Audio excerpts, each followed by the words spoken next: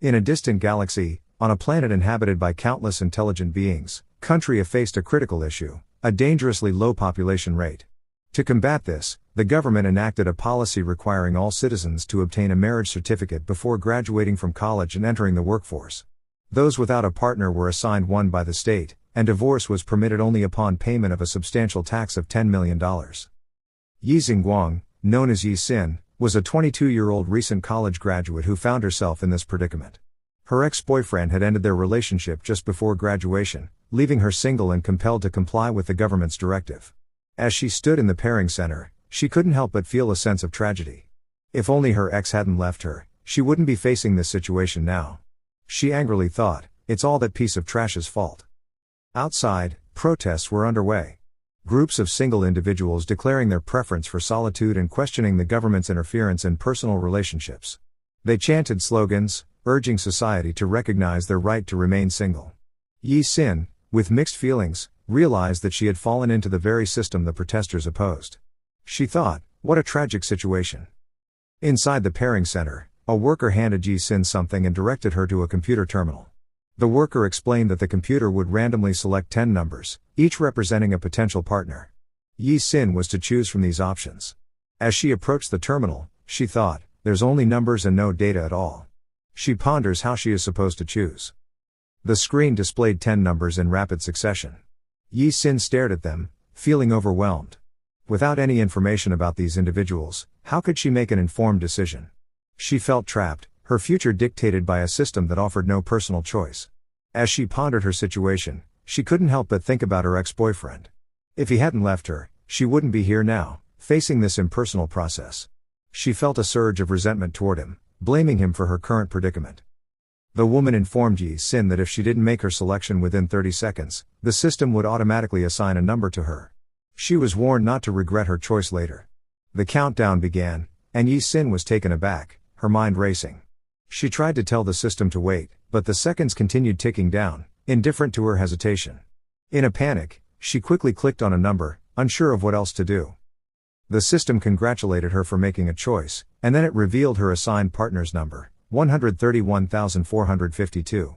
It instructed her to go to the service desk and retrieve the identity information associated with that number. The system's voice once again congratulated her, informing her that she was now married. Yi Xin's frustration boiled over. She mentally cursed the system, wishing it would just shut up. With a heavy sigh, she resolved to take the marriage certificate, return to school, finish her diploma, and then find a good job to make money. Her plan was simple: once she had enough, she would get a divorce, pay the required tax, and select a new partner. The woman at the desk handed Yi Xin the papers and explained that her partner had already been notified. According to the law, Yi Xin was required to live with her partner for the next year, and the marriage office staff would make regular visits to ensure compliance. Yi Xin's mind raced as she glanced at the name on the papers. Something about it sounded eerily familiar. As the realization slowly dawned on her, a cold wave of shock hit her. It can't be him, she thought. No way. But it was too late. The man she had just been paired with was none other than the world's richest man, the one everyone in Country wanted to marry. She had seen him on magazine covers, heard the rumors, and followed his interviews. In one of those interviews, he had warned that whoever was assigned to him as a partner would have to be prepared to pay the divorce tax. Her face paled as the gravity of the situation sank in. This wasn't just a random pairing. She had been thrust into a world she had never expected, with a man she had never wanted. Devastated, Yi Xin tried to plead with the woman, asking if it was possible to be paired with someone else. The woman's response was firm: absolutely not. With a dark look, the woman mentioned how many beautiful, single women she had encountered over time, implying that Yi Xin's standards might be too high. She remarked that after all the picking and choosing, Yi Xin was ultimately left over. The woman's words stung as she questioned whether Yi Xin still believed she could choose her partner, even at the marriage office. Yi Xin's heart sank, and with a tearful expression, she tried to explain that it wasn't like that. She brought up a different concern, asking if their shared surname could mean they were related, given that the system had selected someone from the same generation. Her mind raced with confusion, but the woman dismissed her fears, explaining that the system analyzed vast amounts of data to make its selections. She assured Yi Xin that the country's system was reliable and would never choose just anyone. With a heavy heart, Yi Xin asked once more if there was no possibility of being paired with someone else, even offering to pay the divorce tax if necessary. The woman's response was sharp and dismissive, pointing out that paying the tax was not the only concern. She then warned Yi Sin, her tone growing colder, about the serious consequences of trying to circumvent the system. She suggested that tampering with the process could lead to jail time, ruining Yi Sin's life forever. She asked if Yi Sin was really willing to risk everything and face those consequences. Terrified, Yi Sin's world seemed to shatter as she realized the gravity of her situation. Tears filled her eyes as she muttered in horror, "Oh my God." Meanwhile, in a Rolls-Royce car, the male lead sat, his expression unreadable. The driver, addressing him as young master, informed him that they were almost at the marriage office. The luxury of the car contrasted sharply with the turmoil Yi Sin was experiencing, setting the stage for their inevitable meeting. In the luxurious confines of the Rolls-Royce, the man in the suit, visibly distraught, pleaded with the young master. His tearful face betrayed his guilt as he begged to be punished. If he hadn't forgotten to pay his singles tax, his number wouldn't have been selected for marriage. The mistake was glaring, and the man in the suit confessed that he had already notified Mr. Shi to handle the matter. He reassured the young master that the lady in question would surely back out of the marriage. The young master, deep in thought, considered the implications. His elder brother was at a pivotal stage in the presidential election. Rejecting the marriage office's decision outright could spark a political storm, with countless figures seizing the opportunity to create trouble. It was a delicate situation, one that required precision and caution. The man in the suit tried to offer some relief, holding up his phone to show that the public was still unaware. He assured the young master that, for now, their secret was safe. But before he could finish, a notification popped up on the screen. It was from Hulong News, announcing that Yi Yunqing, one of the 10 prominent figures of the anti-marriage movement, had been selected for marriage in the northern capital. For a moment, the car was plunged into silence.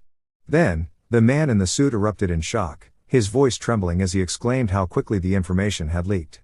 Panic etched itself onto his features as he scrambled to process the situation. Yi Yunqing's cold voice broke through the chaos, asking for the identity of his assigned partner. His tone was sharp, commanding, and left no room for negotiation. He demanded all the information about her. When the man in the suit hesitantly showed Yi Sin's photo, Yi Yunqing's eyes widened in disbelief. He was momentarily stunned. Recognizing her, his thoughts raced. How could it be her? In another room, Yi Sin sat, her expression tense as she was greeted by a man who introduced himself as Mr. Yi's lawyer, Zai. He spoke with confidence, assuring her that he would take full responsibility for the matter. He explained that although Mr. Yi was currently single, Miss Xia Yanyan was soon to become his fiancée. He emphasized her unique significance. Xia Yanyan was not just anyone but the last mermaid, a national treasure. At just 15 years old, she was already a figure of unmatched importance, someone who even the most powerful men in country aspired to marry. The lawyer offers a solution. If Yi Sin voluntarily withdrew from the match, she wouldn't need to pay any fines. In addition, Mr. Yi was prepared to offer her 1 million as compensation. His tone was measured, as though this proposal was the most logical conclusion to the matter. Yi Sin's face darkened. She responded curtly, stating that money was not the problem. Her mind churned with frustration. The lawyer's expression darkened as he coldly questioned Yi Sin's confidence. He implied that she could never compare to Miss Xia's beauty and poise. To him, the daughter of a fisherman from a remote island was no match for someone like Xia Yanyan. His words cut deep, and Yi Sin bit her lips in anger, suppressing the fury rising within her. Her thoughts spiraled back to her painful past. She wondered how the world could only recognize Miss Xia as a mermaid when she, too, was one. Born as a treatment solution for Xia Yanyan's chronic illness, she had been discarded once deemed unnecessary. When she turned 6, the Xia family had hidden her existence, abandoning her, a sick and fragile child, in the ocean to fend for herself. She remembered overhearing their cruel words, someone mentioning her as a potential bone marrow donor for Yanyan, while another dismissed her as an ugly mermaid and suggested killing her outright. They had tried to kill her in the past, discarding her as though she were nothing. Snapping out of her thoughts, Yi Sin's voice was sharp and unyielding as she questioned the lawyer's insinuation about her origins. She firmly stated that she had not cheated in the matching selection. With a forced smile, she pointed out that the country itself had recognized her as a good match and insisted on pairing her with Mr. Yi. Her confidence grew as she dismissed the lawyer, telling him to leave. The lawyer's tone shifted, becoming sly and cunning. He casually mentioned that he had heard her father was diabetic. Then, with a threatening undertone, he reminded her that Miss Xia controlled the country's healthcare system. If Miss Xia were angered, it could spell disaster for her father's treatment. He asked if Yi Sin was truly prepared to challenge Xia Yanyan for her position as Mr. Yi's fiancée, knowing the potential consequences. The veiled threat struck a nerve, and Yi Sin stood up abruptly, her anger boiling over. She shouted that the lawyer wouldn't dare do such a thing. Her defiance filled the room, but before the lawyer could respond, another voice interrupted. He can't. Yi Sin turned sharply to see who had spoken. Standing at the entrance was Yi Jinqing, his imposing presence filling the room as he made his arrival. Yi Sin questioned the man before her, demanding to know who he was. Without a word, Yi Jinqing approached her, his movements deliberate. He lifted her chin with a firm grip, forcing her to meet his cold, piercing gaze. In a frosty tone, he finally spoke, declaring himself to be Yi Jinqing. Once more, he looked directly into her eyes and repeated his name with unwavering intensity. As Yi Jinqing maintained his hold on her chin, Yi Sin's discomfort grew. The pressure hurt, and she couldn't suppress the thought. Unable to endure it any longer, she shouted for him to let go.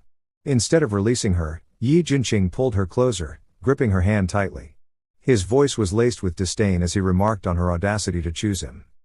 Yi Sin quickly clarified, her voice tinged with frustration, that it was a misunderstanding. She explained that the match had been arranged by the country, making her just as much a victim as he was. She insisted she never expected the system would pair her with him. Hearing her explanation, Yi Jinqing repeated her words, questioning her disbelief at the match's outcome. Desperate to move past the situation, Yi Sin suggested a resolution. She asked if he wanted her to sign divorce papers, though inwardly, she lamented her financial struggles. Paying for the divorce was beyond her means, and she hoped he would take care of it instead. However, Yi Jinqing's face darkened further. His voice was cold and unyielding as he warned her against attempting to sign any such papers. Dumbfounded, Yi Sin could only stare at him, her expression filled with confusion. Without further explanation, Yi Jinqing instructed his assistant to call a government worker. Turning back to Yi Sin, his gaze locked onto hers as he made a decisive announcement. He accepted the match. The announcement left the workers in the room stunned. Their faces turned pale, and their jaws dropped at the weight of his words. Shortly afterward, the officials returned with the marriage acceptance consent form in hand. Yi Sin hesitated, questioning whether Yi Jinqing was certain about his decision. Yi Jinqing, unshaken, challenged her confidence, asking if she was too afraid to sign. Yi Sin's temper flared as she angrily thought how absurd it was to suggest she was scared. With a determined expression, she picked up the pen and signed the form. Showing him the completed document, she declared it was now his turn. One of the suited men present voiced his concerns, urging the young master to reconsider.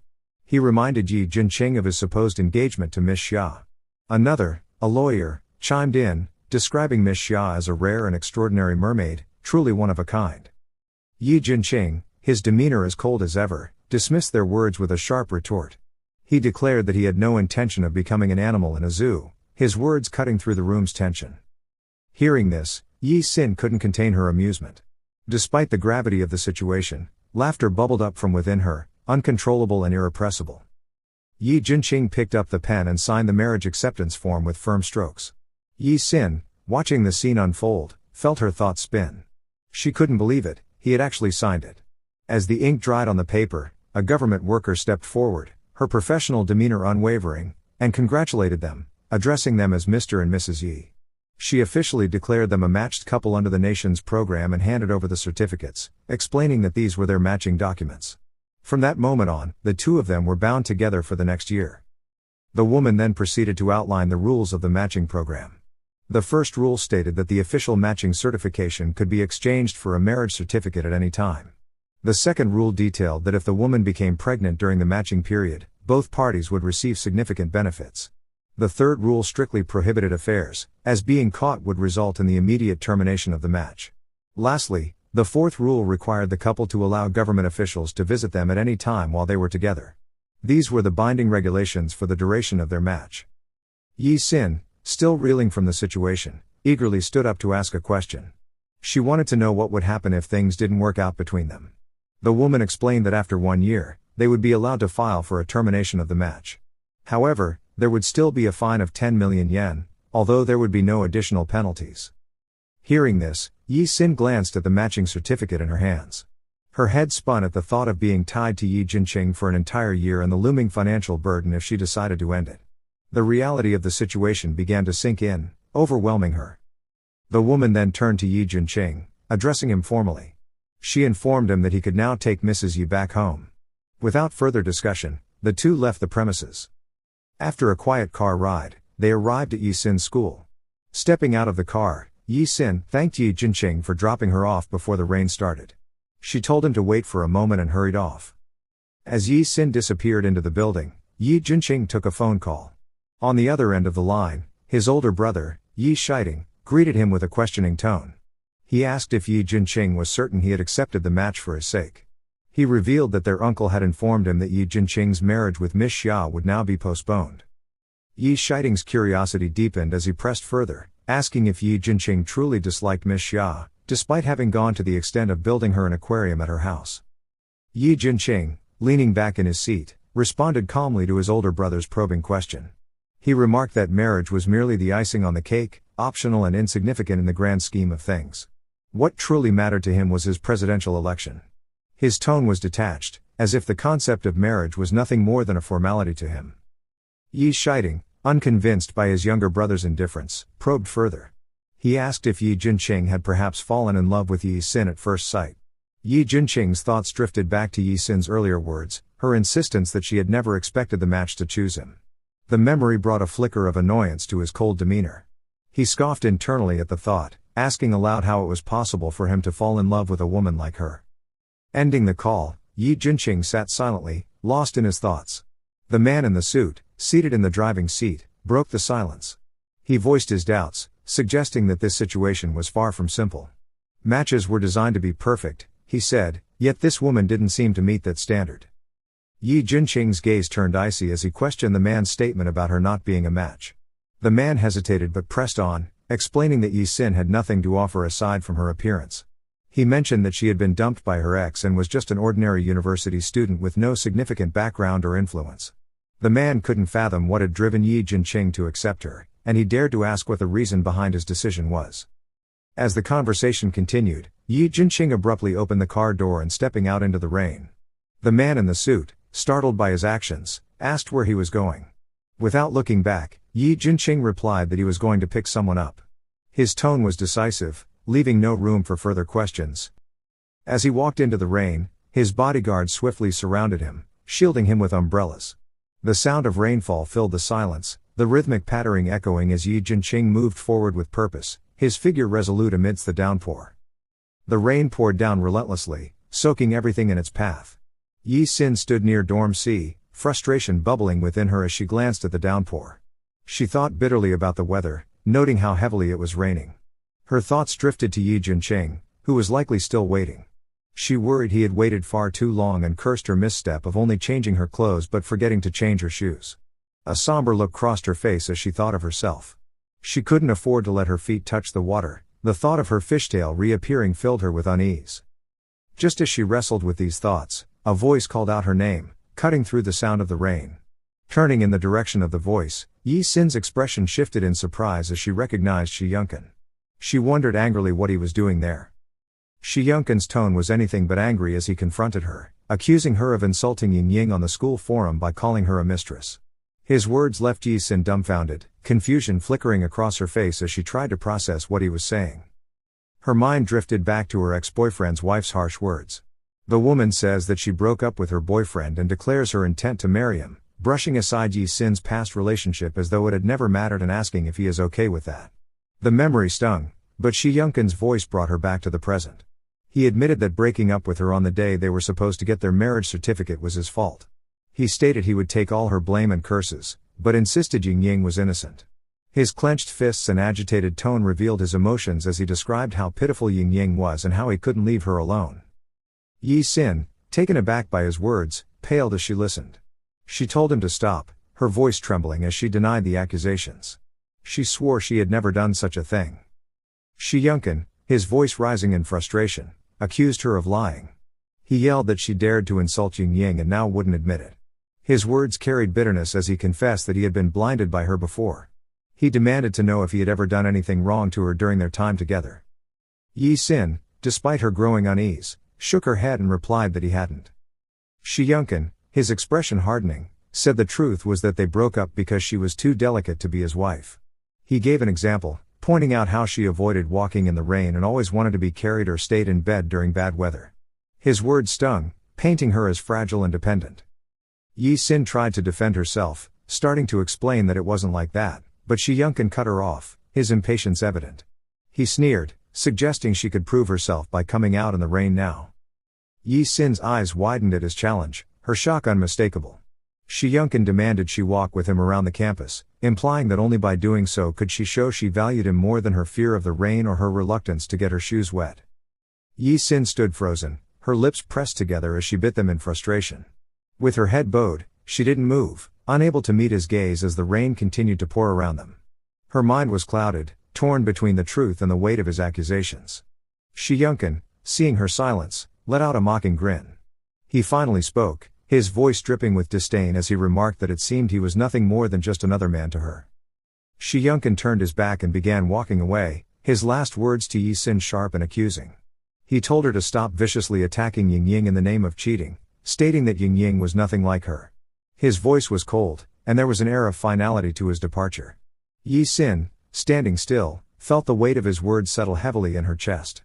She clenched her hands over her heart, feeling a deep, gnawing sadness. As she stood there, tears began to fall from her eyes, each one a reflection of the hurt and confusion she was feeling. Just as Yi Sin stood in the rain, her emotions swirling, Yi Jinqing approaches the dormitory. His bodyguard, ever watchful, instructed him to be careful with his steps as they nearing the building.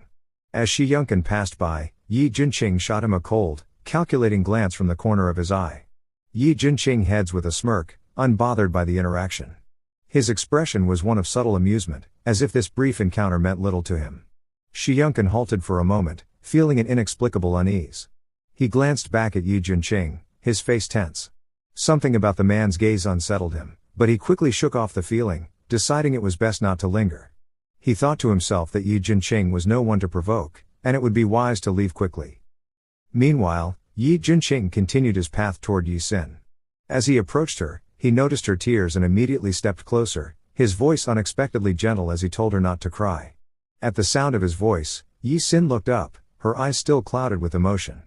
Before she could fully comprehend what was happening, Yi Jinqing took her hand, causing her to freeze in surprise. She tried to pull back, taken aback, and demanded to know what he was doing. Yi Jinqing's response was sharp, questioning her about what her ex-boyfriend had said about her being so delicate that she couldn't walk in the rain without being carried. He then, without waiting for her to protest, effortlessly lifted her into a piggyback. Yi Sin's mind raced with disbelief. His voice was icy as he told her to stay still and dry her tears. He reminded her that every tear she shed now would serve as evidence of her cheating during the official pairing. There was a warning in his tone, a veiled threat as he added that she should be careful, as he could easily have her thrown in jail. Yi Sin, her cheeks flushed with both frustration and humiliation, told him again to put her down. Yi Jinqing, however, remained unfazed, his eyes cold as he looked at her and asked if she was sure about refusing. Yi Sin, despite her stubbornness, said she was sure, but she couldn't help the flicker of uncertainty deep inside. Blushed with both frustration and humiliation, told him again to put her down, but she didn't resist. Internally, she wondered why he hadn't just left her on the ground like she expected. To her surprise, Yi Jinqing didn't follow through with her wish. Instead, he continued to carry her, adjusting her carefully on his back. As they continued to the car, Yi Jinqing spoke again, his voice cool and calculating. He told her it was a pity the universe had made it so that they were stuck with each other. He told her not to move her legs or shake him. Yi Jinqing warned her not to move her legs too much, as the rain would splash water onto her if she wasn't careful. Yi Sin couldn't understand why, but a small part of her began to wonder if there was something more to his actions. She had always known Yi Jinqing to be cold and distant, but in this moment, as he carried her through the rain, something about him seemed different. She couldn't pinpoint what it was, but for the first time, she wondered if perhaps he was showing a side of himself she hadn't seen before. Despite herself, she felt a twinge of surprise. Was he really concerned for her? As Yi Sin was being carried on Yi Jinqing's back, her gaze wandered to his face. In the dim light of the rain, she found herself thinking that, seen from this angle, he was quite handsome. But almost immediately, she reminded herself that he was also grumpy and cold, making it hard to feel too impressed. Still, a curious thought crossed her mind, and she decided to voice it. Calling out to Yi Jinqing, she hesitated for a moment before asking her question. Yi Jinqing, his tone flat and unbothered, told her to go ahead. Mustering her courage, Yi Sin asked why he had changed his mind if he hadn't wanted her to turn down the official pairing in the first place. Without missing a beat, Yi Junqing replied, his answer blunt and pragmatic. He explained that his brother was running for president and that he couldn't afford to have any political opponents finding a weakness in him. Yi Sin, hearing his straightforward explanation, simply nodded in understanding. Before she could respond further, Yi Junqing turned the conversation on her, asking if she thought he might fall in love with her at first sight.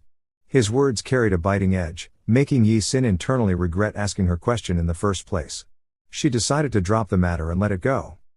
Changing the subject, Yi Sin tentatively started to speak, but Yi Junqing interrupted her before she could finish. He reassured her that there was nothing to worry about. When the year was up, and the official pairing period came to an end, he would pay the fine himself. She would not be punished for canceling the allocation, but she would have to leave. His tone was cold and final, leaving no room for negotiation. Yi Sin was momentarily surprised by his words. Internally, her thoughts brightened at the realization that he was offering to terminate the contract and even pay the fine, meaning she wouldn't have to bear the financial burden herself. She was tempted to let her excitement show but quickly suppressed it, reminding herself not to get too hopeful. What if he changed his mind later? Trying to keep her composure, Yi Sin agreed with his terms, promising that she would leave as soon as the time came. She assured him that she wouldn't cause him any trouble during the year they were bound by the contract. Hearing her words, Yi Junqing gave her a brief glance over his shoulder. A fleeting thought crossed his mind as he observed her expression, if she was really that happy to hear about leaving him in a year. He thought bitterly that Yi Xingguang hadn't changed at all. Even if he hadn't mentioned it, she likely would have found a way to leave on her own. Yi Sin spoke again, assuring Yi Junqing that if there was anything he needed to know, he could ask her.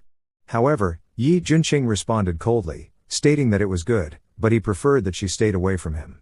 His icy demeanor sharpened further as he declared that the farther she stayed from him, the better, and warned her never to interfere in his life.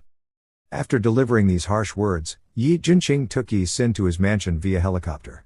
That very night, a breaking news article captured national attention. The top 10 richest single men had shifted rankings, with the mysterious Central Island now welcoming the Sopranos girl. At Country A's Central Island, Yi Junqing and Yi Sin entered the Yi family manor. The grand and imposing structure, steeped in wealth and power, was met with deference as the servants greeted them formally, addressing them as young Master Cheng and Miss Yi, while welcoming them back. Yi Sin was stunned and overwhelmed, realizing that the elusive Central Island, known as the power center of Country A, was none other than the Yi family manor. The sheer scale of its importance and influence left her thinking that this was no ordinary home but a battlefield beyond her comprehension. Yi Junqing informed her curtly that she would now live there, but he had other matters to attend to and would be leaving. Yi Sin, seeking clarity, tried to stop him, but before he could respond, a man standing nearby introduced himself as the butler of the Yi family manor and offered to provide her with any explanations she needed. The butler explained that Yi Sin was now the official partner of Master Cheng, and theoretically, she was free to move about the manor as she pleased. However, when Yi Sin questioned the use of the word theoretically, the butler clarified that one area, the mermaid pool, was off limits. It had been specially created by Master Cheng for Miss Xia Yanyan, and irrelevant people were advised to stay away. Annoyed but unwilling to argue, Yi Sin assured him that she wouldn't go near it. The butler continued, explaining the security measures in place at the Yi family manor. It was heavily guarded, with personnel on duty around the clock 24/7, and she could call for assistance at any time. With that, the butler excused himself and left. Left alone in the grand and intimidating space, Yi Sin reflected on the profound shift her life had taken. The grandeur and control of the Yi family felt overwhelming, like a vast and unfathomable sea. With that thought lingering, she began to adjust to her new life in the Yi family manor. Half a month later, at night, Yi Sin came home, feeling exhausted, and thought about another day spent without a job. She lay down on her bed, reflecting on the past. She had gotten high marks in both the written test and the interview for Coco TV, but in the end, the opportunity had been snatched away. In the public list of selected employees, instead of her name, someone else's was listed. She had confronted the authority, pointing out that her score was higher than the one who was selected. She asked why they had chosen the other person over her, but the response was frustratingly vague. They had no answer for that. Annoyed, Yi Sin couldn't help but think about Lu Yingyang and how her connections were almost unbelievable. She thought to herself that, believe it or not, she could find a connection in a minute. She looked up at the ceiling, pondering where she could possibly find those valuable connections. As Yi Sin thought about connections, An idea suddenly crossed her mind. She quickly checked her phone and realized that she had never considered this before. She had her own way. The media influencer, Han Chengbei, had previously texted her, mentioning that the medicine she had given him for his remorse had worked, and his fate had changed because of it. He had also offered his help in the future and told her not to hesitate to reach out.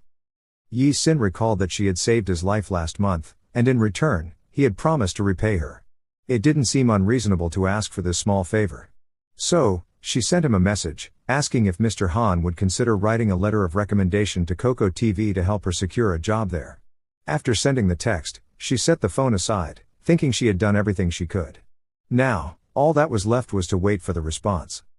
Getting up from the bed, Yi Xin muttered to herself that after a long day, taking a bath would be a good way to unwind. Half an hour later, she finished her bath and, as she dried her hair with a towel, she reflected on how much more comfortable she felt after the bath. Suddenly, she felt an itch and looked down at her legs. To her shock, she saw rashes appearing. In disbelief, she muttered that it couldn't be happening now. She realized it made sense, though. Since arriving here, she had been suppressing her mermaid tail for half a month. The rashes were a sign that she needed to find a place with plenty of water to swim as soon as possible, or the condition would worsen. As she wondered how she could resolve this, the mermaid pool came to mind. She remembered the butler's words about how it had been specially made for Miss Xia Yanyan by Master Qing himself and that it was better not to let irrelevant people in. The thought of using the pool made her hesitate, but then she recalled the cruel words of those who had tried to kill her in the past. Fortunately, Yan Yan got sick after providing her with bone marrow. What an ugly mermaid, hurry up and die. With great restraint, Yi Xin firmly decided that she didn't want to touch anything that belonged to Xia Yanyan. The thought of her made her resolve even stronger, and she knew she would have to find another way to alleviate the rashes without resorting to the mermaid pool. Yi Xin tried to sleep, hoping to avoid the distraction of the mermaid pool, but her thoughts kept drifting back to it. She told herself to hold on, but the itching became unbearable, and in frustration, she screamed out. Her legs were so itchy, she couldn't resist any longer. Unable to take it anymore, Yi Xin stormed out to the mermaid pool. She stood outside, her mind racing, thinking that this was the mermaid pool. Sneakily, she entered, carefully making her way inside. She turned on the lights and found herself standing in front of the pool. Suddenly, her eyes widened in shock as she noticed something on the ceiling. Looking up, she saw a mermaid sculpture, blue in color, hanging from the ceiling. As she observed the pool and the sculpture, it occurred to her that Yi Jinqing must have truly devoted himself to Xia Yanyan. It seemed that he really liked her, given how much effort he had put into building the pool. Yi Xin couldn't hold herself back anymore. She jumped into the water, and in an instant, her body transformed into that of a mermaid. She swam and played around in the pool, feeling the soothing sensation of the water. Relaxing, she looked up at the ceiling and remarked that the view was beautiful. The mermaid sculpture above her was stunning. It was clear to her now that Yi Jinqing must have cared deeply for Xia Yanyan to go to such lengths to create a pool like this. As she continued to swim, lost in the serenity of the moment, the door to the mermaid pool suddenly opened. At that time, someone opens the mermaid pool door while talking on the phone, saying, "Cut the crap." The speaker believes the person on the other end of the call can't drink, just like the speaker. Hearing the voice, Yi Xin becomes alert and quickly dives deeper into the pool to hide herself. However, the boy notices her fishtail as she tries to disappear into the water. Kang Zhou, the Yi family's adopted daughter who always pretends to be a boy, is shocked and exclaims, "What the hell? A mermaid?" The person on the phone asks Tang Zhou what just happened. Kang Zhou responds to Ji Kuaishu, saying she just saw a mermaid, one more beautiful than Xia Yanyan, and admits she might be in love. Ji Kuaishu retorts, telling her to wake up because she's a girl. As Tang Zhou continues the phone call, Yi Jinqing enters the mermaid pool and asks what she is doing there in the middle of the night. Kang Zhou, seeing her brother, paled in shock and called out his name. She hesitated for a moment, scratching her head, and then explained that she had drunk some wine and wandered into the area. Yi Jinqing, maintaining his cold demeanor, instructed her to go back to her room and sleep. Kang Zhou, however, pointed toward the pool and excitedly mentioned that there was a mermaid in the water, claiming it was even more beautiful than Xia Yanyan. Yi Jinqing, unfazed, stated that Tang Zhou had clearly drunk too much. Kang Zhou, insisting she was sober, eagerly proposed that they search together, promising he would be surprised by what they'd find. Yi Jinqing stopped her, asking what if there was nothing to find. Kang Zhou insisted that she had seen it with her own eyes, so it must be real. Yi Jinqing then looked into the pool, and a subtle smile crossed his face, hinting at the possibility that he might know more about Yi Sin's true identity as a mermaid, or that there was some deeper connection between them that had yet to be revealed. He told Tang Zhou to look again, reassuring her that there was no mermaid at all. Tang Zhou, still in shock, stared at the pool and asked how that could be possible. She was convinced she had seen it. She wondered aloud if it had just been an illusion. Yi Junqing, now more serious, urged her to sober up and go to bed. Tang Zhou, undeterred, begged her brother for more time, insisting she would find the mermaid. Meanwhile, Yi Sin hears their conversation, quietly standing behind a nearby wall, carefully avoiding detection. Yi Junqing tells Yi Sin to come with him, making it clear that he won't repeat himself. Despite her hesitation, Yi Sin agrees to follow him, unable to oppose her brother. Yi Junqing walks ahead, leading her out of the mermaid pool, and closes the door with a loud thud behind them. Yi Sin breathes a sigh of relief, feeling the tension ebb away. She notices that the itchiness in her legs has finally subsided, and decides it's best to return to her room and get some sleep. The night fades, and the sun rises, casting its bright rays across the land. Yi Sin, still asleep, is suddenly awakened by a knock on her door. She groggily responds, telling the visitor she's coming. As she opens the door, she sees Yi Junqing standing before her. Her eyes are momentarily drawn to his exposed abs, and she feels an unspoken tension. Yi Junqing doesn't say anything, he simply walks past her and enters the room. Confused, Yi Sin watches him as he moves with purpose. She questions his sudden appearance in her room at such an early hour. Yi Junqing, unperturbed, simply asks about her room, which stirs a flicker of anger within Yi Sin. She tries to confront him, but her words falter as Yi Junqing removes his bathrobe. Her face turns bright red, and she turns away in embarrassment, covering her face. She's not sure what he's doing or why, but the sight of him so casually undressing in her room overwhelms her. She quickly notices that the ceiling above is identical to the one in the mermaid natatorium, and the realization hits her. This isn't her room, it's his. Yi Junqing continues to change without a hint of discomfort. After changing into his clothes, Yi Junqing looks at Yi Sin and says that this is his room. He then asks if she has seen enough. As Yi Sin processes the situation, she understands that she has slept in the wrong room. Her heart races with embarrassment and confusion as the full extent of the mistake dawns on her. Yi Sin stumbles back to her room, overwhelmed with embarrassment. She falls onto her bed, clutching the pillow tightly to her chest. As she hugs the pillow, she can't help but sniff the familiar scent of it. Her mind starts to wander as she thinks about where the smell could have come from, and suddenly, she recalls Yi Junqing, looking handsome in his robe, laying on her bed, his gaze locked on her. Her jaw drops in shock as her face turns even redder. The thought sends a rush of heat through her, and she screams aloud, asking herself why she's even thinking about him in such a way. By 10 a.m., Yi Sin decides to leave her room, hoping that Yi Junqing has already left for work. Her stomach growls in protest, she's starving and heads straight for the dining room to have breakfast. As she makes her way there, she overhears Tang Zhou, stubbornly insisting that she really did see a mermaid the night before. Hearing the words, Yi Sin hides behind a wall to listen in. Tang Zhou continues, saying she went back to the natatorium this morning and found a piece of fish scale. Hearing this, Yi Sin's face pales in shock as the realization hits her. No wonder her heels had been a little red, and realized she had lost a scale. A surge of panic floods her mind. She can't let anyone find out that it was her. The thought of them discovering her secret terrifies her.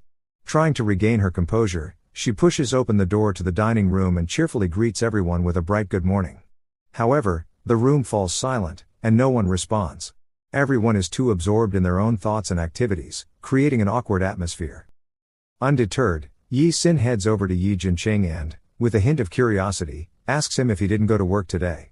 Tang Zhou nearby, whispers to another brother, asking if she is the one assigned to Yi Junqing as his spouse. She comments that Yi Sin is good looking, but still not worthy of him. Yi Sin, hearing this, feels annoyed, thinks that she can hear them. Ji Kuaishu, the sociable adopted son of the Yi family, calls out to Yi Sin, urging her to sit next to Yi Junqing. He informs her that the matchmaking agency will soon be visiting. Yi Sin, following his request, takes a seat beside Yi Junqing and asks about the purpose of the visit. Ji Kuaishu explains that their relationship has become a hot topic online, and they must be careful not to make Yi Junqing look bad. Hearing this, Yi Sin reflects on Yi Junqing's earlier words, where he told her to stay away from him. She realizes that the outcome of this visit could influence Yi Shiding's approval rate, and she must do her best to impress the matchmaking agency. However, she's determined not to be the one to make him look bad. Half an hour later, a woman and a man from the matchmaking agency arrive and sit in front of them. Yi Sin, remaining silent, smiles brightly, while Yi Jinqing stares at them with a dark, serious expression. The atmosphere is thick with silence and awkwardness. The woman reassures them, saying there's no need to be nervous as they are only here to observe how the couple interacts after marriage. Yi Sin, sighing, realizes that she'll need to come up with something on her own to break the tension. An idea strikes her, and with a renewed sense of determination, she decides to act. Taking a spoonful of food, she affectionately calls Yi Jinqing honey and asks him to open his mouth. Yi Jinqing, except for staring at her, doesn't respond.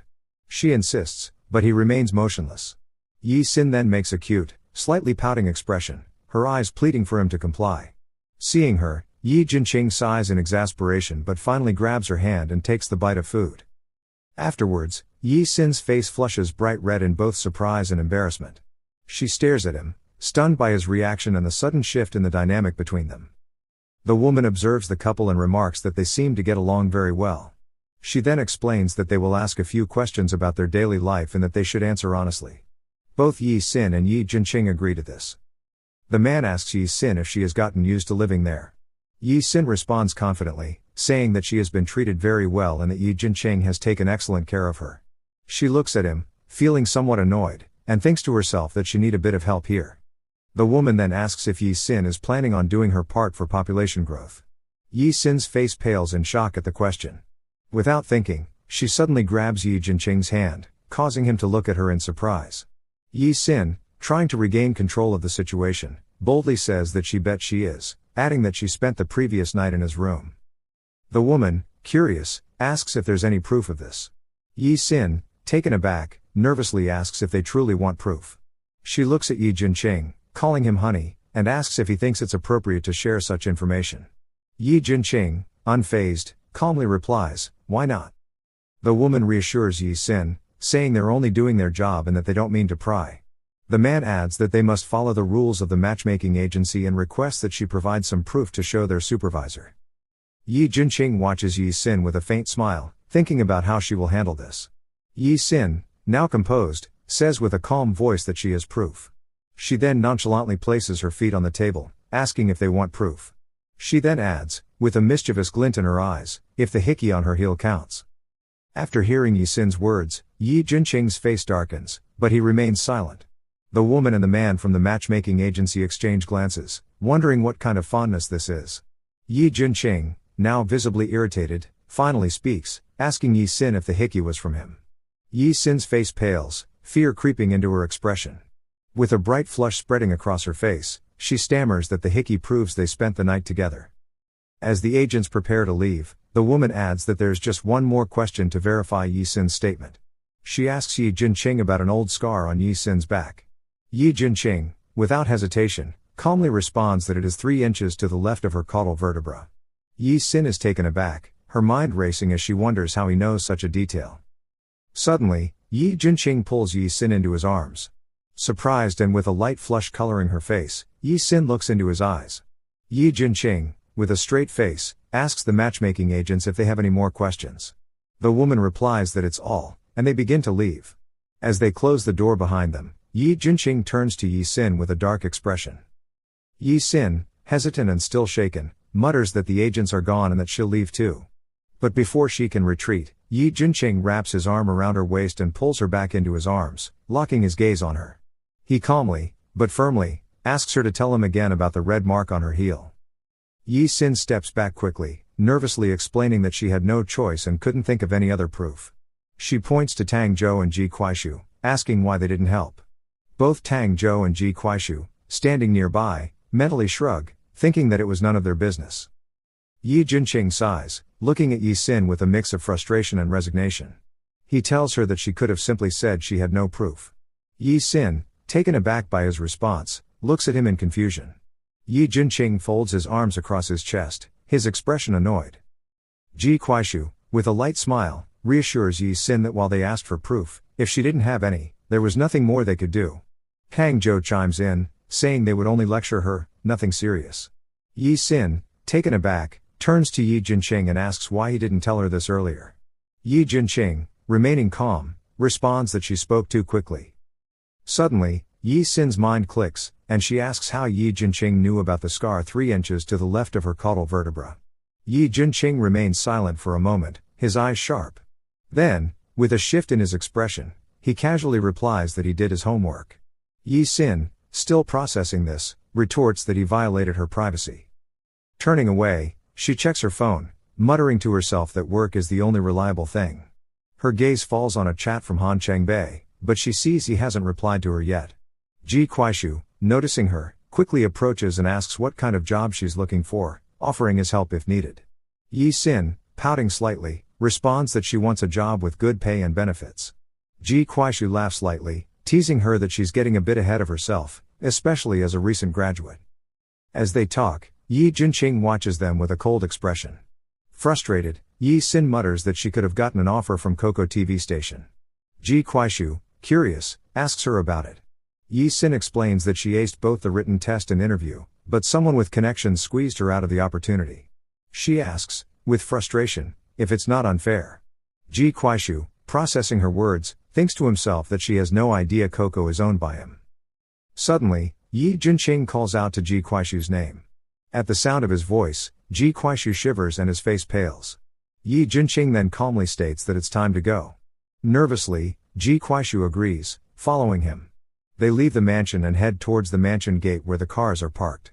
Yi Jinqing tells him to find out what position Yi Sin applied for and to make sure she gets the job. Ji Kuaishu confidently assures his brother that it's as good as done and that she'll be working there in no time. As he getting into his car, Yi Jinqing casually adds that Ji Kuaishu should not tell Yi Sin that he helped her. Ji Kuaishu, curious, asks why. Yi Jinqing, with a sad and unreadable expression, responds that it's in case she falls in love with him. This statement leaves a sense of mystery between them, suggesting there's something more going on that we don't yet know, hinting at future developments. The scene shifts to somewhere in the city. Yi Sin, entering the office on her first day, feels a mix of excitement and nervousness. She tells herself that it's a new job and a new start, motivating herself with the thought that she can do it. She greets everyone and introduces herself as Yi Sin, mentioning that it's her first day. Her colleagues respond warmly, welcoming her to the team. One of them remarks that they've got a new colleague. Yi Sin looks around, wondering where her desk is. After spotting it, she smiles to herself and walks toward it, but then her expression changes to one of surprise as she sees someone familiar. In disbelief, she calls out, Lu Yingying? Lu Yingying, noticing her, waves her hand and greets her with a cheerful hi. Yi Sin, looking at Lu Yingying, is surprised and puzzled. She wonders why Lu Yingying is here. The rivalry between the two sparks, and both secretly think to themselves how small the world feels when enemies cross paths. Lu Yingying, with a sly smile, calls out to Yi Sin, mentioning that she heard Yi Sin went to the matchmaking agency the same day Yunkin and she got their marriage license. She asks if it's true, adding that it's a shame she didn't get to witness Yunkin putting the ring on Yi Sin's finger. Yi Sin, uninterested, remains seated in her chair and checks her ankle. Lu Yingying, growing annoyed, insists that she's talking to her, but Yi Sin, still focused on her ankle, apologizes and says she just needs to change the band-aid. She removes the old bandage and replaces it with a fresh one. At that moment, a colleague urges everyone to check Weibo. Someone has posted about Yi Jinqing allegedly abusing his assigned spouse. The post includes a picture of Yi Sin's injured heel, supposedly shared by the matchmaking agency's official Weibo account before it was deleted. The post questions if the matchmaking agency was threatened into deleting the photo, suggesting the injury may have been the result of abuse. One comment wonders if Yi Jinqing could be capable of such behavior, while another comments that if it happened once, it could happen again. Some users express concern for Yi Sin, calling her the little lucky and worrying about her well-being. Yi Sin's face pales in shock as she reads the post. She thinks to herself in disbelief that this is insane. She quickly sets her phone down, feeling a surge of panic and dread. The chief editor, overhearing, questions how anyone could affirm domestic abuse based solely on one picture. He asks if anyone has actually interviewed the lucky. He scolds the reporters, saying that as professionals, they can't twist the facts just to create sensational headlines, like the so-called We media accounts often do. The staff responds to the editor's words. One of them acknowledges that it's true the lucky person's identity is confidential, and no media can interview her. Another points out that, according to the regulations of the matchmaking agency, they don't even have the right to access the matchmaking information. A third person adds that it would be impossible to check one girl's heel after another's. Lu Yingying, overhearing their conversation, starts thinking about the wound on Yi Sin's heel, plotting something underhanded. Meanwhile, Yi Sin quickly puts her foot back into her heels. She thinks about how Yi Jinqing keeps everything tightly under wraps, clearly not wanting anyone to find out who she is. The thought of him acting like a devil, telling her not to affect his life, sends a chill down her spine. Yi Sin shivers, realizing that domestic abuse could affect not just her life, but his reputation as well. She considers the possibility that Yi Jinqing, in his narrow-mindedness, might even go as far as silencing her to protect his image. Fearful, she sneaks out silently, deciding it's better to leave before anyone finds out the truth. Lu Yingying, however, isn't so easily fooled. She calls out loudly, asking how Yi Sin's heel got hurt. She mentions that it's rare for people to hurt their heels in such a way, and the wound looks identical to the one in the picture of the lucky woman. Then, she recalls the day she went to the matchmaking agency, and Yi Jinqing happened to be drawn. With a cunning grin, she asks if Yi Sin is the lucky lady. Lu Yingying thinks to herself, even if Yi Sin is not the lucky, she plans to make things difficult for her. Hearing Lu Yingying's words, the staff starts surrounding Yi Sin. One of the men asks her directly if what Lu Yingying said is true, while another suggests they should see her wound and compare it to the picture. Yi Sin, trapped and unable to escape, remains silent, her mind racing for a way out. Just as the tension builds, her phone rings, and she seizes the opportunity to make a quick getaway. She tells them she'll answer the phone first and dashes away to avoid further confrontation. Lu Yingying, with a cunning smile, watches Yi Sin flee. She thinks to herself that the evidence is irrefutable and that Yi Sin has no way of covering up the truth. As Yi Sin answers the phone, she sees that it's Fu Zuo calling, and a small part of her wonders if Yi Jinqing had asked him to confront her. She picks up the call, her mind racing with possibilities.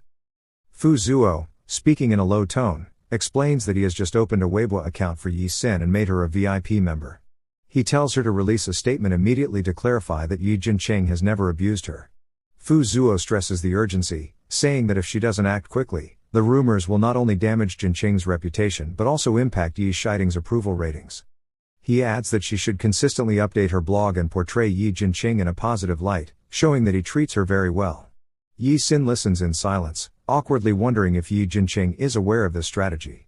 After ending the call, she thinks that issuing a statement is essential, but she's reluctant to let them think she's weak or a pushover. She wonders how she can navigate this delicate situation without losing face. Meanwhile, Lu Yingying pushes the matter further. She calmly tells her colleagues to listen to her, then adopts an innocent expression as she announces that she bets Yi Sin is scared. She offers to speak with her privately and assure her that they are only doing this for her own good. Yi Sin, overhearing this, smirks to herself, realizing she knows exactly what she has to do next. She's determined to take control of the situation. Yi Sin, after considering the situation, quickly drafts a post on her Weibo account. As she posts the statement, she thinks to herself that she's helping Yi Jinqing clarify the rumors. However, she also mentally prepares for the need to take action against Lu Yingying. She's determined to make sure the woman doesn't get away with the things she's said and done. Yi Sin reflects that Lu Yingying had it coming, and she won't be the one to blame for what happens next. Later, she walks into the room, feigning tears, and announces to everyone that she's the lucky who is being talked about. This admission shocks not only Lu Yingying but also the others in the room. They look at her in disbelief as she begins to cry. Yi Sin, acting distraught, explains that she didn't want her identity revealed, but the pressure has become unbearable. With dramatic flair, she tells them that Yi Jinqing just called her and blamed her for ruining his reputation, adding to the weight of her emotions. The room fills with murmurs of confusion. One man asks what's going on, while another questions whether it's true. A woman adds to the confusion, saying she's so lost about the situation. Meanwhile, Lu Yingying, pretending to be supportive, steps forward, fake sympathy on her face. She tells Yi Sin not to cry, praising her for being so brave.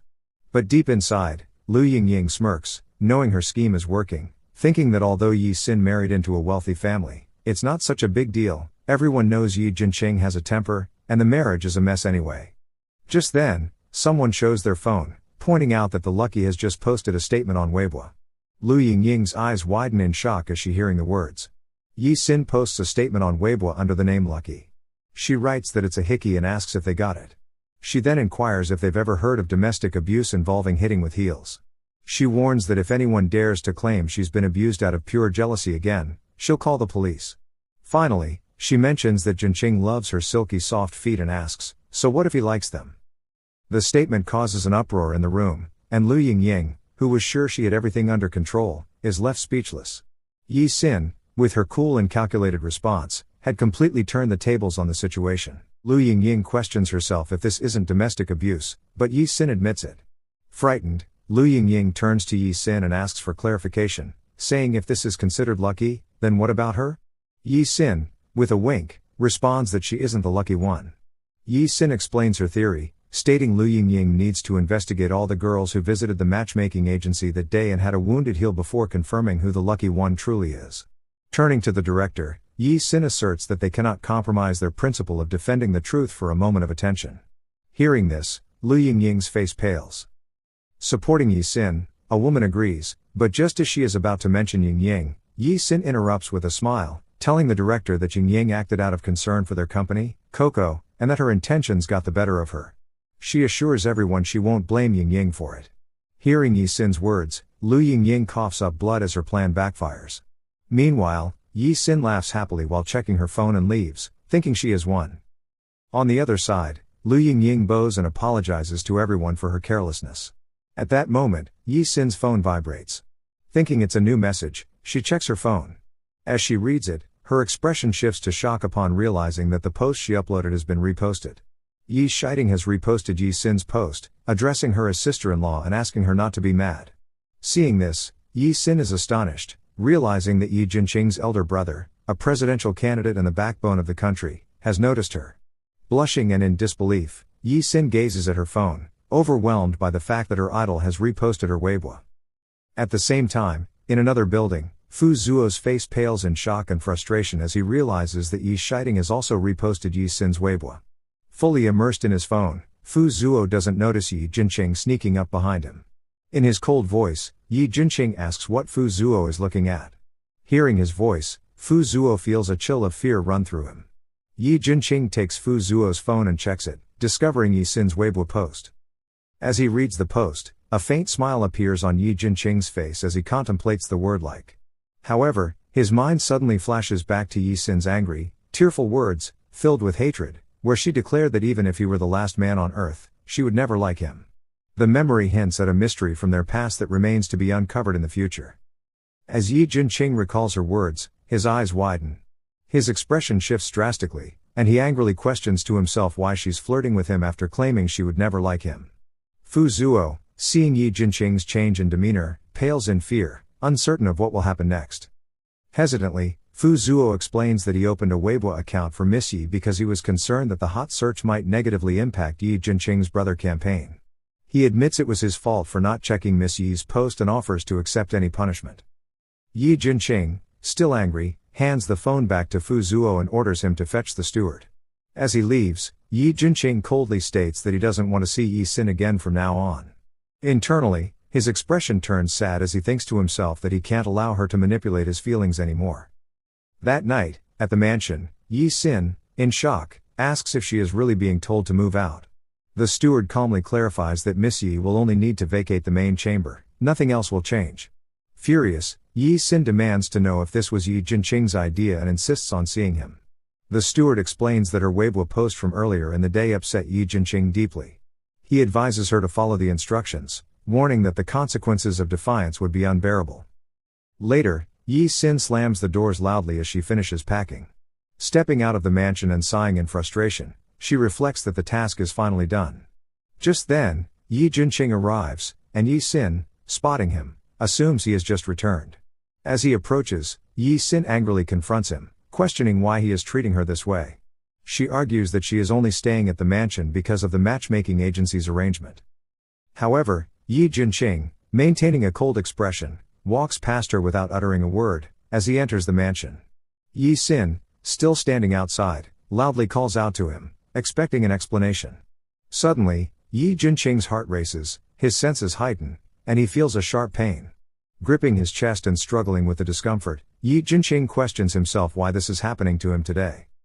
At the Yi Manor, Yi Xin angrily thinks to herself that Yi Jinqing is petty, narrow-minded, moody, and completely unreasonable. Frustrated, she glances at her phone and decides to check her Weibo to relax. As she reads the comments on her post, she notices a variety of reactions. Some people call them a perfect match and wish her happiness, others ask for tips on how to attract a wealthy man like Yi Jinqing, and some humorously state that Yi Jinqing belongs to the lucky ones, daring anyone who disagrees to kneel. Reading the comments, Yi Sin smirks, thinking that her strategy worked as expected. She believes the more intimate and affectionate the post sounds, the more convincing it is in portraying her and Yi Jinqing as a happy couple. Suddenly, a realization dawns on her. What if Yi Jinqing thinks her Weibo post might affect his relationship with Xia Yanyan? Alarmed, Yi Sin realizes she needs to explain herself, fearing that the petty and vengeful Yi Jinqing might revenge. Determined, Yi Sin walks toward Yi Jinqing's bedroom, planning to clear up the misunderstanding. However, as she peeks inside, she finds his room empty.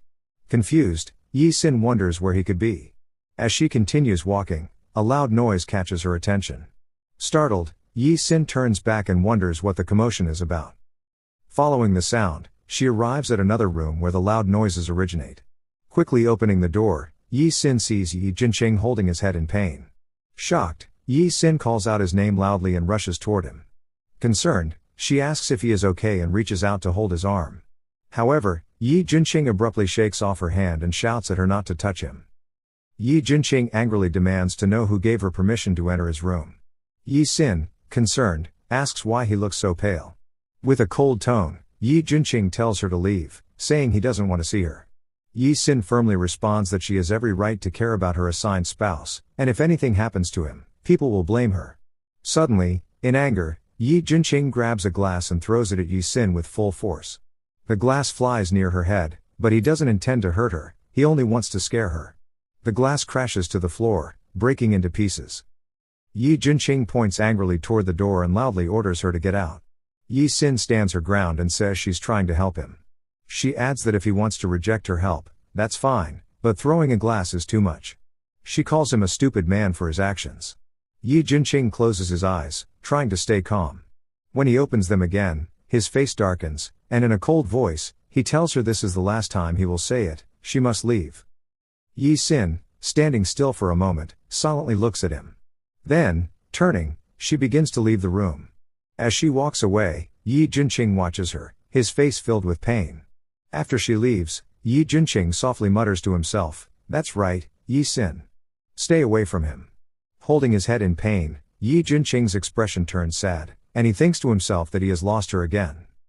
At that moment, Yi Sin suddenly returns with a glass of water and stands in front of him, offering it to him. Yi Jinqing slowly looks at her, noticing the glass. Yi Sin, with a hint of anger, tells him not to think he can get rid of her so easily. She tells him not to act tough if he's feeling unwell. Yi Jinqing takes the glass and thanks her.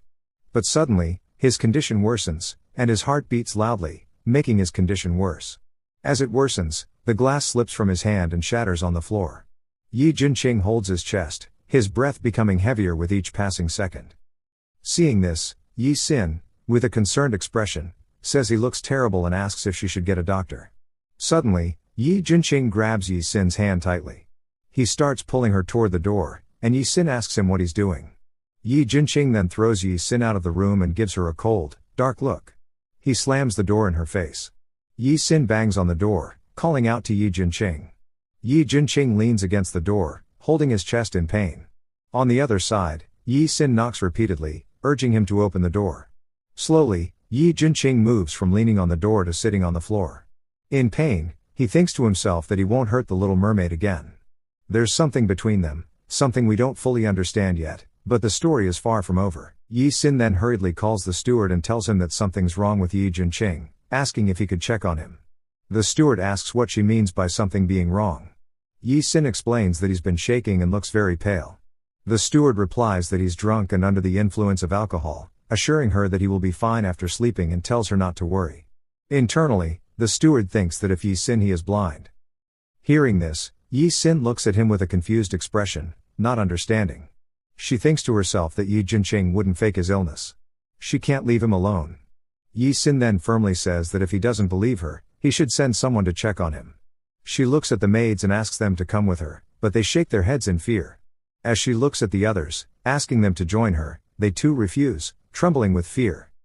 The steward then says to Miss Yi that Mr. Yi has always had this issue and warned that anyone trying to help would be punished. He adds that if she insists on getting involved, she'll find herself in trouble. Yi Sin, frustrated, says that's enough and tells him she'll ask them one last time. She asks, for the final time, if they are sure they won't take him to the hospital. The room falls silent as no one answers her. Realizing their response, Yi Sin clenches her fist.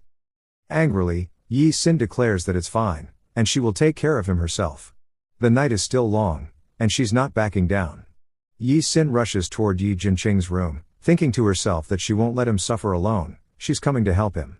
She arrives at the door, ready to face whatever comes next. Yi Sin opens the door, calling Yi Jinqing's name loudly. However, when she enters, she is taken aback to see him unconscious and bound by chains to a chair in the room, all alone. She wonders if this is some sort of tied-up game. Calling his name again, she slowly walks toward him.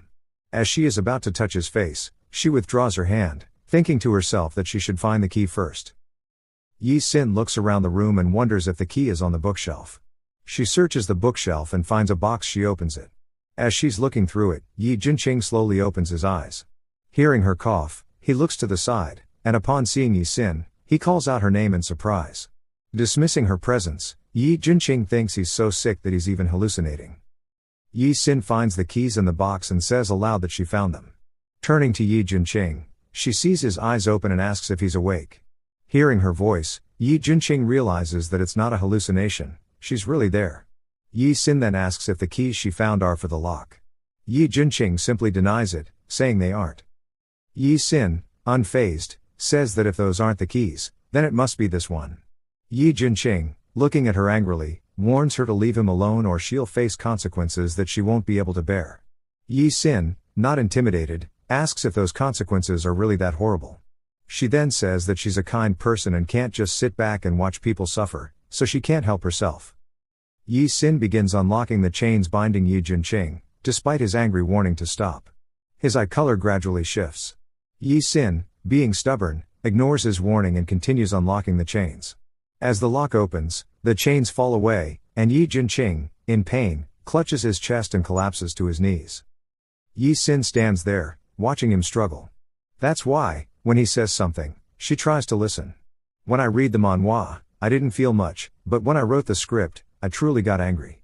It's like the emotions hit differently when I'm shaping the story, and I become more connected to what's happening. Yi Sin moves to touch his shoulder, calling his name, but Yi Jinqing loudly yells at her to not touch him. Yi Sin then asks him what's going on with him, but he doesn't answer.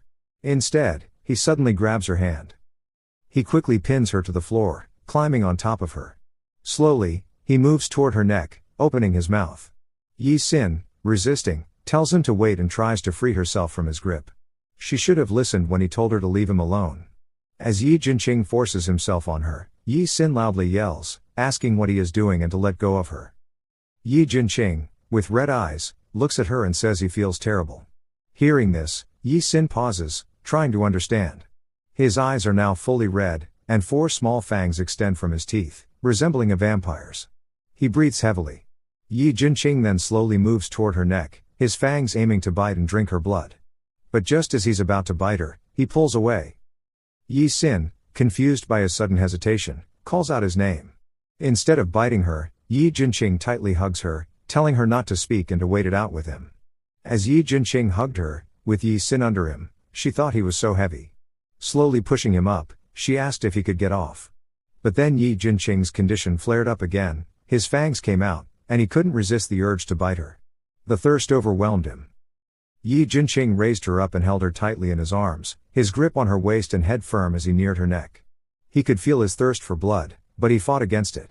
Yi Sin, sensing his struggle, told him that he was hurting her. Yi Jinqing came back to his senses, apologizing and assuring her that he wouldn't hurt her. Yi Sin placed her hand on his face, trying to say something, but instead, she sighed and then wrapped her arms around him. Hugging him, she told him to just sleep and that she was there with him. Yi Jinqing, feeling her warmth, thought about how nice it was that Yi Sin was willing to hold him. The next morning, the sun rose. Yi Sin slowly woke up and, as she opened her eyes fully, found herself in Yi Jinqing's arms. He had used his arm as a pillow for her head. The first thing she saw was his face, so close to hers. Yi Sin, looking at Yi Jinqing, was mesmerized by how tender he looked while asleep. It was rare for her to see him like this. An idea came to her mind. She had to seize this chance and take a picture. Quietly, she took out her phone and snapped a photo of his peaceful sleeping face. As she checked the picture, she thought it was even better than she expected. She decided to post it on her Weibo. After uploading it, she saw the comments flooding in. One person wrote that the lucky one must be looking at this right now and expressed envy. Another person commented that Yi Jinqing had become so gentle since he got married. A third person said that the lucky one was the best ever. Yi Xin, noticing the post, realized the comments had already exceeded 1,000. Meanwhile, Yi Xin, still checking her phone, muttered to herself, annoyed about the previous night and how she had been kicked out. She jokingly thought that it might push him over the edge, daring him to bite her. As Yi Jinqing woke up, he heard her words and asked what she meant by bite. He then looked at her, questioning if he had bitten her the night before. Yi Xin, flustered and nervous, quickly hid her phone and denied it, saying she was just joking. Yi Jinqing, relieved, thought to himself that it was a good thing. He then held her shoulders firmly and warned her not to joke like that again, asking if she understood. Taken aback by his sudden seriousness, Yi Xin quickly responded that she understood. At that moment, Fu Zuo entered, calling out to Yi Jinqing. Seeing the two of them close together, he asked what they were doing. Yi Xin seized the opportunity to step away from Yi Jinqing's grip and quickly told Fu Zuo that she was glad he was here and that Yi Jinqing had been sick the previous night. Fu Zuo, startled, rushed toward Yi Jinqing, asking if he was all right. Yi Jinqing stopped him with a raised hand, telling him he was fine but to keep his voice down. Fu Zuo whispers in Yi Jinqing's ear while looking at Yi Xin. He asks why Miss Yi was around when he was sick and why no one told her to stay away. On the other hand, Yi Xin, taking advantage of the situation, tries to sneak away, thinking no one is watching her. However, as she sneaks out, Yi Jinqing notices and grabs her hand. Looking at Yi Xin with a serious expression, he asks where she is going and who allowed her into the main chamber last night. Yi Xin yells loudly that she invited herself and questions what's wrong with that. She explains that he was seriously sick and no one came to take care of him, so she did. She asks what she did wrong. Yi Jinqing remains silent after hearing her. Yi Xin calls him an ingrate and leaves, turning back as she walks away. With a serious, dark expression, Yi Jinqing thinks to himself that Yi Xin has no idea how dangerous it was for her to approach him last night. He decides she should stay far away from him for her safety. Once Yi Xin leaves the room, Yi Jinqing coldly tells Fu Zuo to check the surveillance footage. Turning back to Fu Zuo, he orders him to fire everyone who failed to stop Yi Xingguang from entering the main chamber last night. Fu Zuo agrees. That same night, Yi Xin sighs as she prepares for work. She thinks about how she fought with Yi Jinqing earlier and now has to interview his older brother. She hopes everything goes well. When Yi Shiding, the presidential candidate, steps out, reporters swarm him, taking pictures. Yi Jinqing, with a cold expression, walks behind him. Reporters surround them with microphones. Yi Xin, seeing Yi Jinqing, is shocked and speechless, thinking they must be joking. Yi Jinqing is also here. As the reporters surround Yi Shiding, Yi Xin stands behind, watching instead of doing her interview. Yi Jinqing notices her and wonders if Yi Xingguang is also here to interview his brother. At that moment, a reporter calls out to Yi Jinqing, drawing his attention. The reporter mentions that Yi Jinqing used to be a hardcore celibate and asks why he accepted the lucky as his assigned spouse. In a cold tone, Yi Jinqing replies that since their country considers them a perfect match, he has no reason to reject her. The reporter then brings up Yi Jinqing's previous interview, where he said anyone who got matched with him would wish they hadn't. They question he was against the matchmaking idea and why he made an exception for the lucky. Yi Jinqing pauses and thinks about the exception they mentioned. His gaze shifts to Yi Xin, who is standing among the other reporters. A memory from their childhood flashes in his mind. In the memory, Yi Jinqing is carrying Yi Xin on his back. Yi Xin, crying, begs him to leave her behind, saying he'll die if he tries to save her. She pleads with him to live a good life and hopes he can keep going without her. Back in the present, Yi Jinqing has a sad expression, thinking about how he managed to survive as she wished but lost her in the process. He questions himself, wondering how he could let his little mermaid go again. Yi Shiding places a hand on Yi Jinqing's shoulder, snapping him out of his thoughts. Smiling, Yi Shiding comments that it's because Yi Jinqing is attracted to his sister-in-law. He asks if that's not true. Hearing those words, Yi Xin feels touched.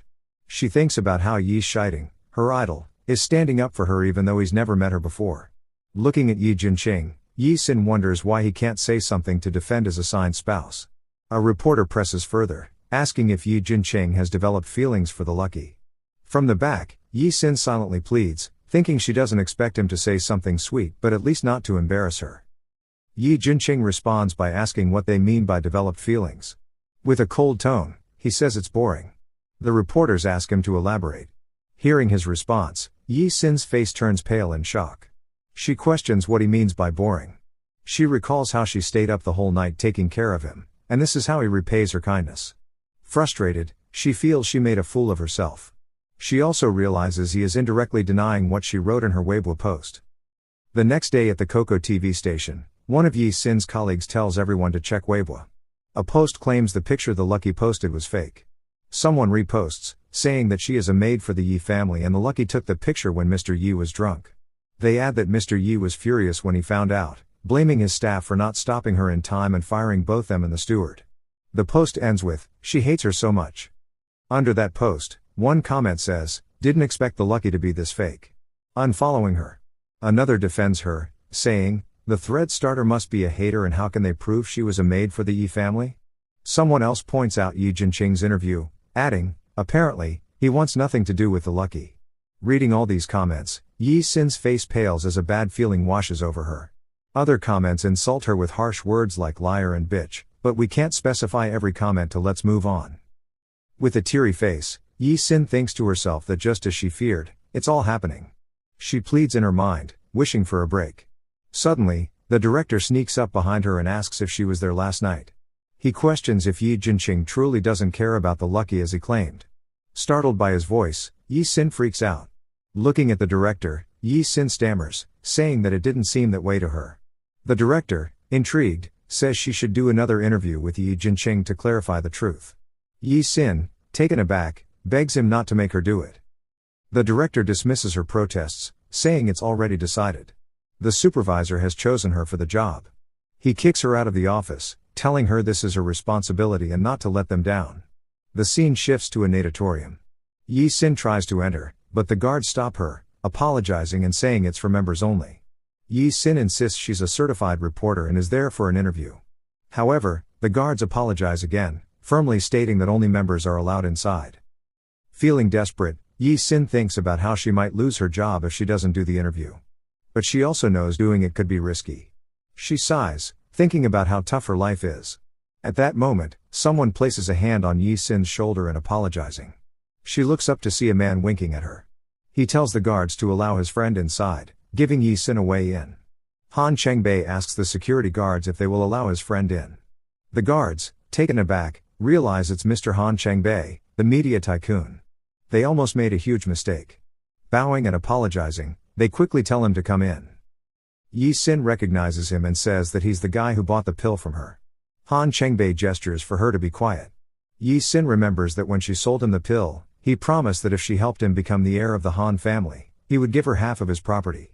Yi Sin thinks to herself that Han Chengbei once asked for her help when he was down and out, and now he's really made his wish come true by inheriting his family's media business.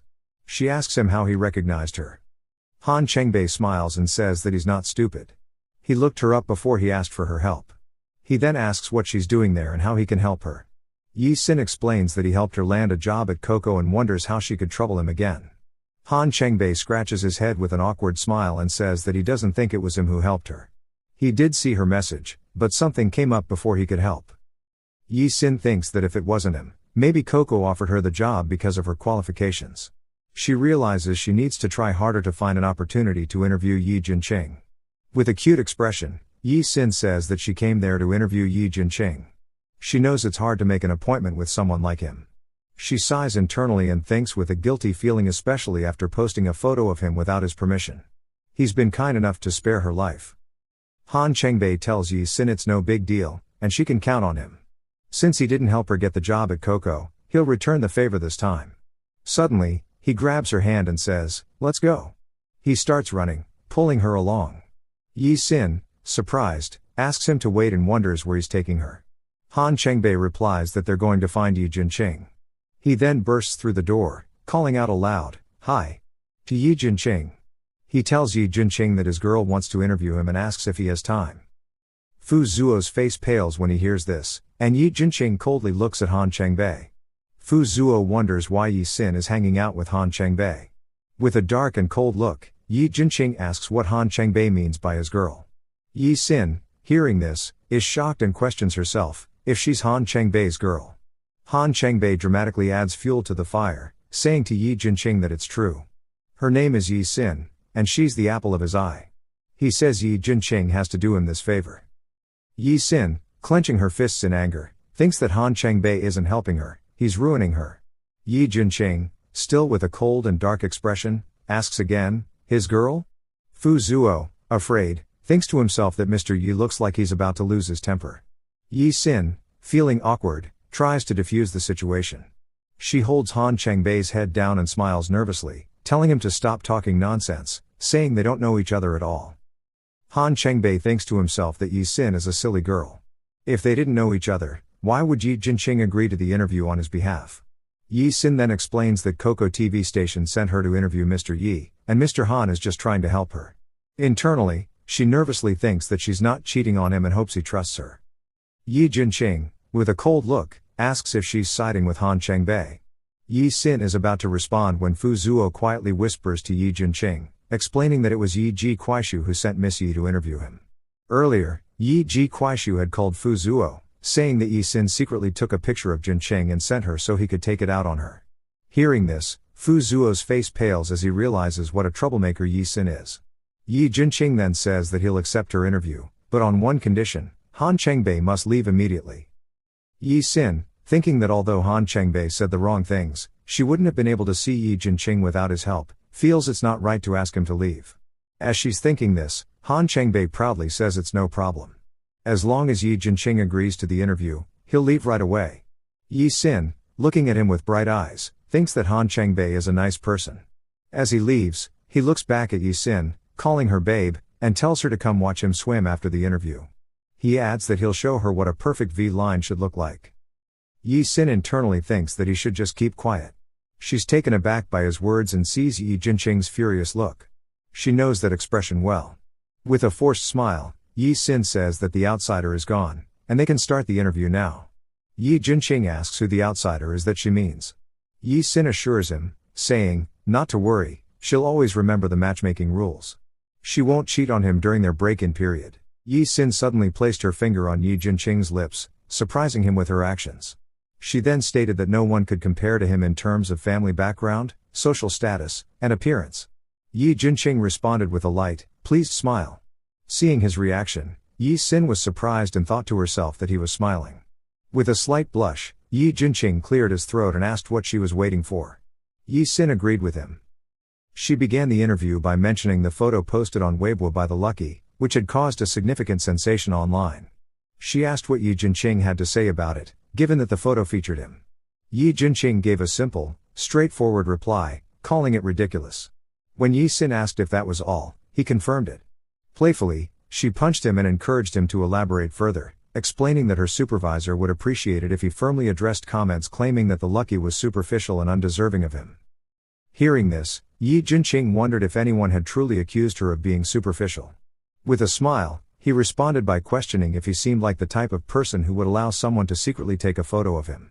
He clarified that since the photo was posted online, it was with his permission. Addressing whether she deserved him, he confidently stated that the country regarded them as a perfect match and that no one deserved her more than he did.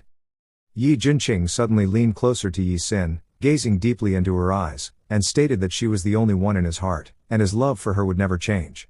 Hearing his words, Yi Xin's heart raced, and a blush spread across her cheeks. Surprised, she wondered if his words were truly a lie and questioned why he looked so serious. Placing her hand on her chest, she noted how fast her heart was beating. Suddenly, a memory flashed through Yi Xin's mind. She recalled a moment in the past at the matchmaking agency when Yi Jinqing expressed disbelief at how she had managed to draw his name. Snapping back to the present, with a sad expression, Yi Xin told herself not to overthink. She convinced herself it was nothing more than a fake speech meant to deceive the public. She thought there was no way he could truly love her. Yi Jinqing noticed the change in her expression and called out her name. Yi Xin apologized, explaining that she had been distracted, and then thanked him for his cooperation, concluding the interview. She mentioned that was all for the day. Yi Jinqing then asked where she planned to go next. Yi Xin replied that she would return to work after saying goodbye to Han Chengbei. Hearing this, Yi Jinqing's face darkened as he recalled Han Chengbei's words about showing Yi Xin what a perfect V-line should look like. Despite his displeasure, Yi Jinqing remained silent. Abruptly, Yi Jinqing stood up and, positioning himself behind Yi Xin, declared that he would go with her. Yi Xin looked at him and agreed. As she walked behind him, she observed him with a confused expression, wondering why he had decided to accompany her or if he was planning to go for a swim. They eventually arrived at the swimming pool. Yi Xin looked around, wondering where Han Chengbei was. Suddenly, Han Chengbei emerged elegantly from underwater, standing in the swimming pool. Seeing him, Yi Xin called out his name. As Han Chengbei stepped out of the pool, he asked if the interview was over. Yi Xin replied affirmatively and, without hesitation, admitted that he indeed had a nice figure. Han Chengbei, feeling proud, reminded her that he had told her so and asked her to take some pictures of him. Yi Xin quickly took out her mobile and agreed to take the photos. Just as she was about to click, she was surprised to notice Yi Jinqing standing behind Han Chengbei. Yi Jinqing, having changed into boxers, stepped out toward the pool. Yi Xin began taking photos of Yi Jinqing, her thoughts wandering as she admired his chest muscles, six-pack abs, and long legs. She couldn't help but think about how sexy Yi Jinqing looked. Meanwhile, Han Chengbei asked if she was done so he could return to the water. Still focused, Yi Xin, taking photos from different angles, told him to wait and let her take one more shot. Unbeknownst to her, Yi Jinqing, watching from behind, was growing increasingly annoyed at the sight of her taking photos of another man in his presence. What he didn't realize, however, was that Yi Xin was actually photographing him. At that moment, Yi Jinqing called out to Yi Xin, catching her attention. She turned toward him and, with an awkward smile, commented on how quickly he had arrived. She then added that if there was nothing else, she would head back to work. Yi Jinqing, however, demanded that she delete the pictures. Startled, Yi Xin quickly hid her phone and hesitated. With a dark and serious expression, Yi Jinqing repeated his demand, warning her to delete all the pictures she had just taken. He added coldly that his patience was limited and that she shouldn't make him repeat himself 3 times. Blushing and pouting, Yi Xin thought it would be such a pity to delete the rare, high-quality pictures she had taken of Yi Jinqing. Attempting to convince him, she promised to keep the photos to herself and assured him she wouldn't post any of them. She pleaded with him not to make her delete them. However, Yi Jinqing coldly insisted once again that she delete them immediately. Shocked by the tone of his voice, Yi Xin froze. Losing his patience, Yi Jinqing angrily snatched the phone from her hand and declared that if she didn't delete the photos, he would take back everything he said during the interview. Hearing those words, Yi Xin's expression shifted to one of pain. She thinks that as she had suspected, everything he said before was just an act. Yi Xin lowered her head, feeling deeply hurt, and thought to herself that, with a sad expression, she questioned herself internally, wondering what she had been expecting in the first place. Yi Xin, staying strong, angrily snatched her phone back from Yi Jinqing and retorted that it was just a few photos. She demanded to know if it was really necessary for him to threaten her like that. Yi Jinqing, equally furious, reminded her to keep in mind her identity. At that moment, someone called out Yi Jinqing's name. It was Xia Yanyan, the eldest daughter of the Xia family, known as the Mermaid and the National Treasure of State. Xia Yanyan greeted Yi Jinqing, remarking on the coincidence of running into him there as she had come to visit her brother. Yi Xin, annoyed, thought to herself how disgusting Xia Yanyan's coquettish smile was. Then, noticing the man standing next to Xia Yanyan. It was Xia Chaoi, Xia Yanyan's elder brother. Xia Chaoi greeted Yi Jinqing, commenting that it had been a long time since they last met. Yi Xin stared at Xia Chaoi, recognizing him as her biological brother. Her thoughts drifted back to her childhood, where she remembered him as the only member of her family who didn't despise her. In her memories, her brother told her he didn't care about her appearance, that she would always be his little sister, and reassured her not to be afraid because he would always be there for her. However, with a sad expression, Yi Xin thought about how he had left to study in another city and, after that, she had been abandoned in the sea. She wondered if he had ever tried to look for her or felt bad about losing her. Xia Chaoi, turning to Yi Jinqing, asked about Yi Xin, curious about her identity.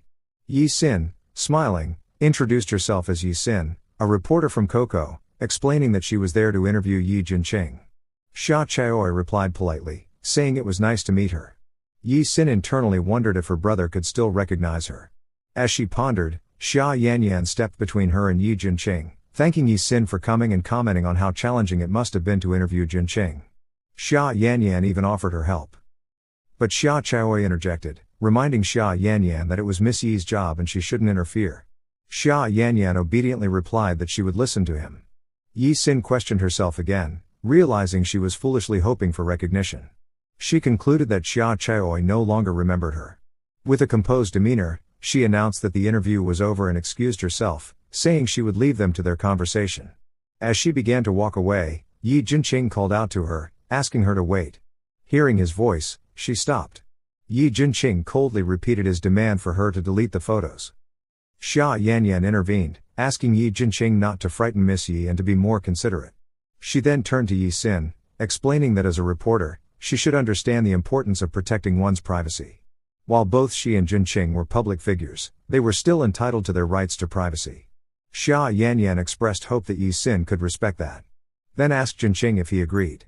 Yi Jinqing, glancing at her, confirmed that he did. Yi Jinqing internally wondered why Yi Xingguang refused to delete Han Chengbei's pictures and if she intended to oppose him because of Han Chengbei. Meanwhile, Yi Sin, frustrated and angry, thought to herself that Xia Yanyan was as good as ever at playing innocent. She internally criticized Yi Jinqing's poor taste for choosing a woman like her. Their presence only made her feel more uncomfortable, as though they were ganging up on her and bullying her. Yi Sin, unable to hold back her frustration, told Yi Jinqing to look carefully at her phone. She showed him the photos, all of which were of him, and declared that she would delete them right then and there. Seeing his own pictures, Yi Jinqing was taken aback in shock, realizing she hadn't taken any photos of Han Chengbei. As Yi Sin was about to press the delete option, Yi Jinqing quickly told her to wait, saying he didn't mean for her to do that. But before he could stop her, Yi Sin deleted everything. She then coldly stated that all the photos were gone and asked if she could leave now. Yi Jinqing, realizing too late that he had made a mistake, could no longer stop her and agreed to let her go. Yi Sin, filled with anger, turned and walked away without looking back. Xia Yanyan, with a seemingly innocent demeanor, asked Yi Jinqing if Miss Yi wouldn't blame her for what happened. Receiving no response, she called his name again. However, Yi Jinqing silently left without saying a word. As he walked away, Xia Yanyan called after him, asking where he was going. After watching him leave, Xia Yanyan remarked to herself that the lucky everyone talked about was actually Yi Xingguang. It seemed she knew her true identity. With a cunning expression, Xia Yanyan thought to herself that Yi Xingguang shouldn't blame her for being cruel. Instead, she should blame herself for being Jinqing's spouse. To find out how they clear their misunderstanding, make sure to subscribe to the channel. If you've watched the recap till the end, don't forget to leave a comment.